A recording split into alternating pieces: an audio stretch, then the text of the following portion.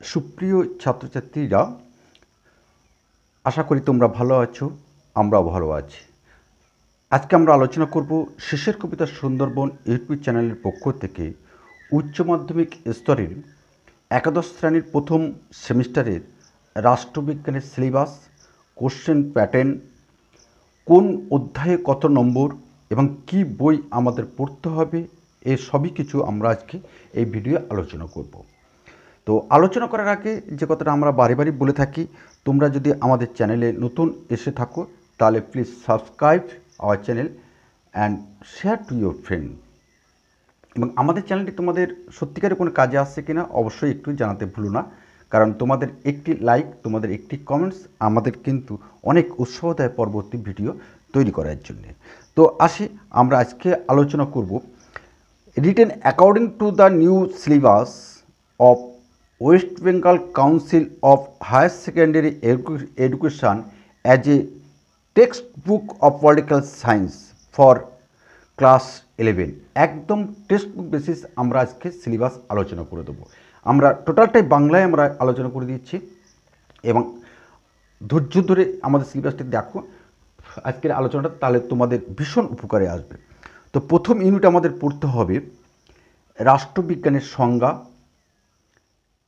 একটি শাস্ত্র হিসাবে রাষ্ট্রবিজ্ঞানের বিবর্তন, রাষ্ট্রবিজ্ঞান পাঠের প্রয়োজনীয়তা, রাষ্ট্রবিজ্ঞানের প্রকৃতি, রাষ্ট্রবিজ্ঞানের পরিধি।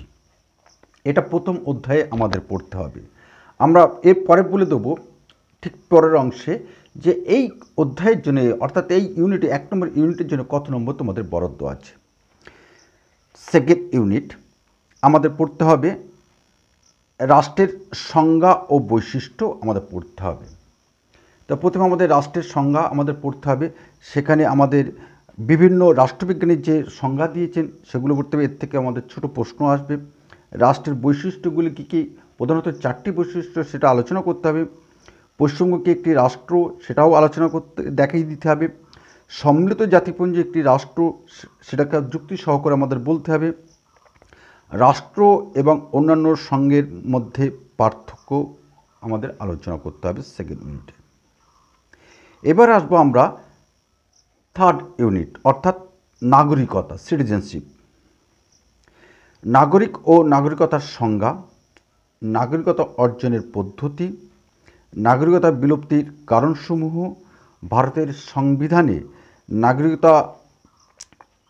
নাগরিকতা, তারপরে আমাদের পড়তে হবে নাগরিকতার বিলোপ। এবার আসবো আমরা 4 নম্বর ইউনিট। 4 নম্বর ইউনিটে আমাদের পড়তে হবে ভারতীয় সংবিধানের সংজ্ঞা এবং প্রকারভেদ। সেই আলোচনা করার আগে আবার বলে রাখি, তোমাদের যদি কোনো প্রশ্নের সমস্যা হয় তাহলে সরাসরি আমাদের হোয়াটসঅ্যাপ বা আমাদের ইউটিউব কমেন্টস বক্সে অবশ্যই জানিও, আমরা তোমাদের পাশে থাকব। এবং কোনো রকমভাবে অর্থ বিনিময় বিহীনভাবেই, এবং নোটস লাগলেও আমাদেরকে জানাবে, আমরা দিয়ে দেবো।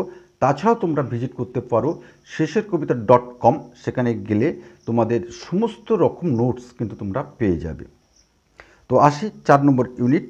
প্রথমে পড়তে হবে আমাদের সংবিধানের সংজ্ঞা, সংবিধানের প্রকারভেদ, লিখিত অলিখিত সংবিধানের পার্থক্য, লিখিত সংবিধানের গুণাগুণ, অলিখিত সংবিধানের গুণাগুণ, সুপরিবর্তনীয় ও দুষ্পরিবর্তনীয় সংবিধানের মধ্যে পার্থক্য, সুপরিবর্তনীয় সংবিধানের গুণাগুণ, দুষ্পরিবর্তনীয় সংবিধানের গুণাগুণ আমাদের পড়তে হবে।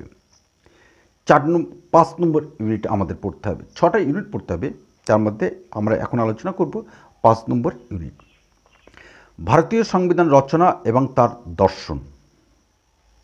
প্রথমে পড়তে হবে সংবিধানের কার্যাবলী, ভারতীয় সংবিধান রচনা, গণপরিষদ প্রতিষ্ঠার দাবি, গণপরিষদের গঠন, সংবিধান রচনায় গণপরিষদের ভূমিকা, ডক্টর বি.আর. আম্বেদকরের ভূমিকা, প্রস্তাবনা, ভারতীয় সংবিধানের দর্শন, প্রস্তাবনা, মতাদর্শসমূহ তাৎপর্য, সংবিধানের প্রস্তাবনা কি সংশোধনযোগ্য, বিশ্বের বিভিন্ন দেশের সংবিধানের অন্তর্ভুক্ত বৈশিষ্ট্য। এটা আমাদের 5 নম্বর ইউনিট করতে হবে। এই ইউনিটটা সম্পূর্ণভাবে তোমরা এর পরবর্তী ক্লাসে যখন বিএ পড়বে, কলেজে পড়বে, তখন এই ইউনিটটা রাষ্ট্রবিজ্ঞান নিয়ে পড়লে এটা কিন্তু তোমাদের পড়তে হবে। এবার আমাদের 6 নম্বর ইউনিট, সর্বশেষ ইউনিট। এখানে আমাদের যে টপিক্সটা আছে, ভারতীয় সংবিধানের প্রধান বৈশিষ্ট্যসমূহ। এখানে আমাদের কি কি পড়তে হবে? আমাদের পড়তে হবে ভারতীয় সংবিধানের প্রধান বৈশিষ্ট্যসমূহ। বিশ্বের সর্বাপেক্ষা বৃহৎ জটিল সংবিধান, লিখিত অলিখিত সংবিধানের সংমিশ্রণ, সুপরিবর্তনীয় ও দুষ্প্রতীয় সংবিধানের সংমিশ্রণ, সংসদীয় শাসন ব্যবস্থা, যুক্তরাষ্ট্রীয় ও এককেন্দ্রিক শাসন ব্যবস্থার সংমিশ্রণ, নাগরিকদের মৌলিক অধিকারসমূহের স্বীকৃতি, মৌলিক কর্তব্যসমূহের অন্তর্ভুক্তি, রাষ্ট্র পরিচালনার নির্দেশমূলক নীতিসমূহের অন্তর্ভুক্তি, স্বাধীন ও নিরপেক্ষ বিচার বিভাগের প্রতিষ্ঠা, এক নাগরিকত্বের ব্যবস্থা, দলত্যাগ নিরোধক আইনের ব্যবস্থা, বিশেষ সংরক্ষণ ব্যবস্থা, সংখ্যালঘুদের অধিকার, ধর্মনিরপেক্ষ রাষ্ট্রের আদর্শ গ্রহণ, সর্বজনীন প্রাপ্তবয়স্ক ভোটাধিকার প্রবর্তন, সংবিধানের প্রাধান্য, অন্যান্য বৈশিষ্ট্য আমাদের পড়তে হবে। এবার আমরা আলোচনা করে দেব কোন ইউনিটে কত নম্বর বরাদ্দ আছে, আমাদের কটা প্রশ্ন লিখতে হবে, সেটা আমরা আলোচনা করে দেবো।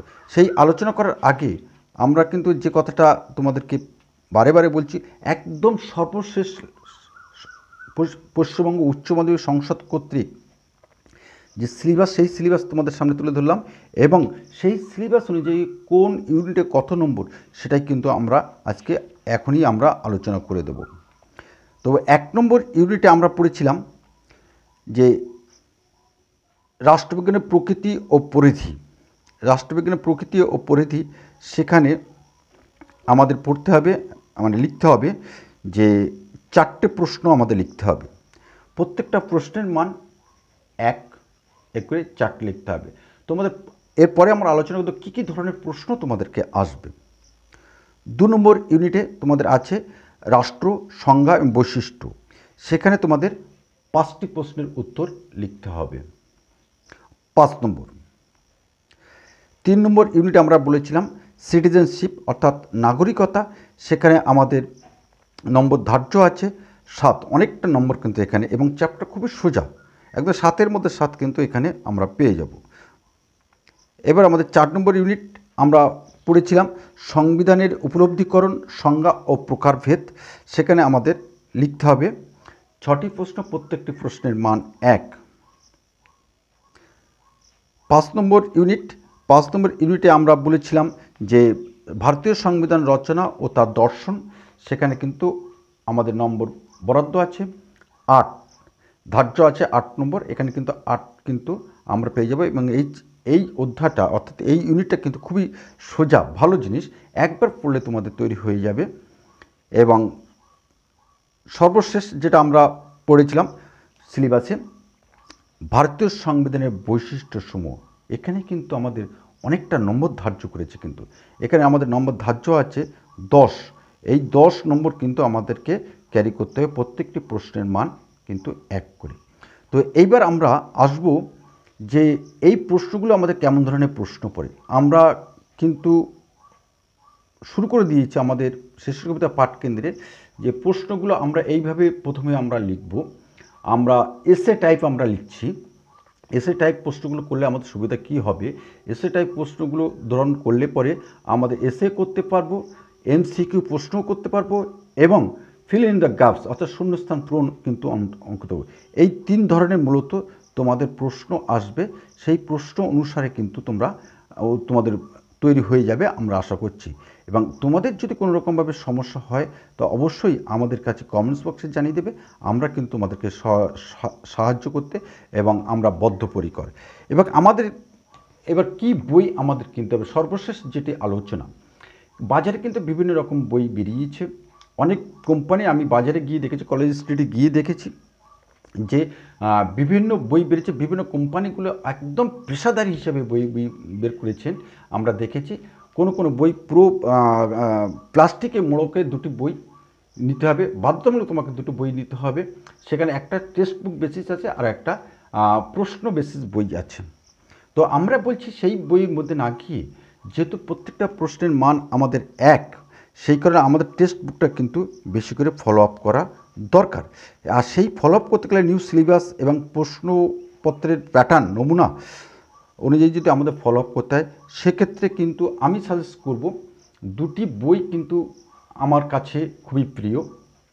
একটা বই হলো সত্যসাধন চক্রবর্তী, যদি তোমরা পাও। আরেকটি বই হলো নিমাই প্রামাণিক। টেক্সট বুক, একদম টেক্সট বুক বেসিস বই কিনবে কিন্তু, কারণ তোমাদের টেক্সট বুক বেসিস না পড়লে কিন্তু এই সকল প্রশ্নের উত্তর দেওয়া যাবে না। শুধু যদি তোমরা এখন বাজারের বিভিন্ন যে বইগুলো বেরিয়েছে, যে প্রশ্ন উত্তর করে দেওয়া আছে, এতে কিন্তু তোমাদের কিন্তু ভীষণ সমস্যা হবে।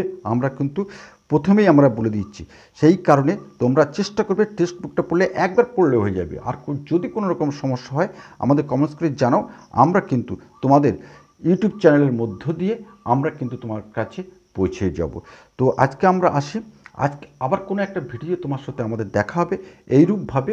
তো আমরা আবার যদি তোমাদের সাথে দেখা হয়, যাতে দেখা করতে পারি, তাতে আমাদের সাথে থাকার জন্য আমাদের চ্যানেলটি সাবস্ক্রাইব করে আমাদের পাশে থাকার জন্য আরেকবার অনুরোধ করলাম। এবং তোমাদের যে কোনো রকমভাবে সহযোগিতা করার জন্য আমরা বদ্ধপরিকর, এবং তোমরা আমাদের পাশে থাকবে এইটুকু আশা করি।